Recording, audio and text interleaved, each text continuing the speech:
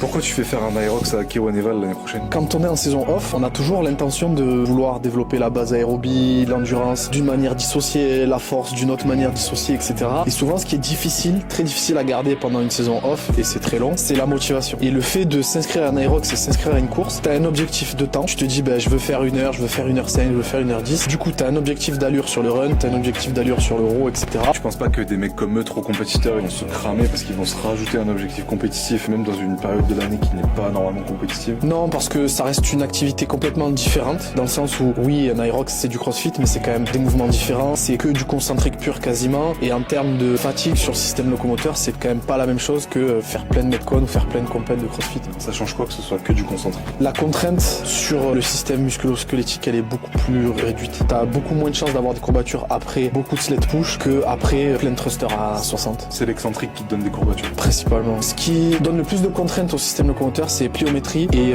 excentrique rapide. Et là, il y a beaucoup de plio, non, avec la course? C'est de la plio basse, et si t'es bien préparé, ça. Donc on voit Van et Kewan en duo. En duo, en indiv, on va voir. Ah ouais?